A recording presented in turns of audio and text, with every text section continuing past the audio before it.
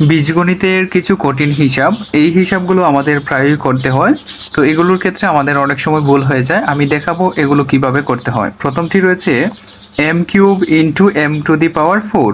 তো এটির ক্ষেত্রে যেহেতু আমাদের বৃত্তি রয়েছে দুটিতেই সমান, এখানেও রয়েছে বৃত্তি এম এবং এইখানেও রয়েছে বৃত্তি এম।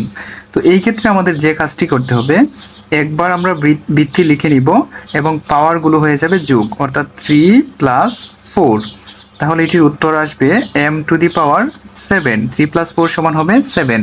কিন্তু এটি যদি এইভাবে থাকে যে M cube whole to the power 4, তখন আমরা কি করব, ভিতরের পাওয়ার এবং বাইরের পাওয়ারকে গুণ করে দিব।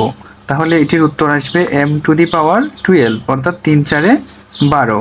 তো আবার যদি আসে এইরকম 2m স্কোয়ার হোল কিউব, তো এটির ক্ষেত্রে কি হবে, এই যে 2-র উপরেও কিউব রয়েছে এবং m স্কোয়ারের উপরেও কিউব রয়েছে। 2-র উপরে কিউব যদি থাকে এটির উত্তর আসে 8 এবং m স্কোয়ার হোল কিউব। তো m এর উপরে ভিতরে রয়েছে 2 এবং বাইরে রয়েছে কিউব।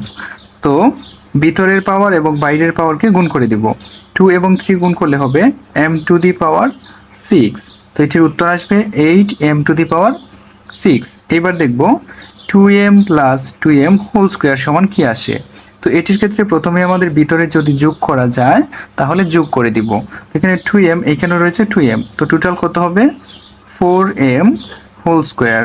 তো এটির উত্তর আসবে, যেহেতু 4 এর উপরে স্কোয়ার রয়েছে, 4 এর উপরে স্কোয়ার থাকলে হবে 4 4 16 আর এখানে হবে m স্কোয়ার। তো এটির উত্তর হবে 16m স্কোয়ার। তো এভাবে আমরা বীজগণিতের জটিল জটিল হিসাবগুলোকে ভেঙে ভেঙে বুঝে করে নিতে পারবো। ভিডিওটি যদি ভালো লাগে অবশ্যই লাইক, কমেন্ট এবং শেয়ার করে দিবেন। আর নিয়মিত এরকম নতুন নতুন ভিডিওর মাধ্যমে অঙ্ক পেতে অবশ্যই পেজটিকে ফলো করে রাখবেন। ধন্যবাদ সকলকে।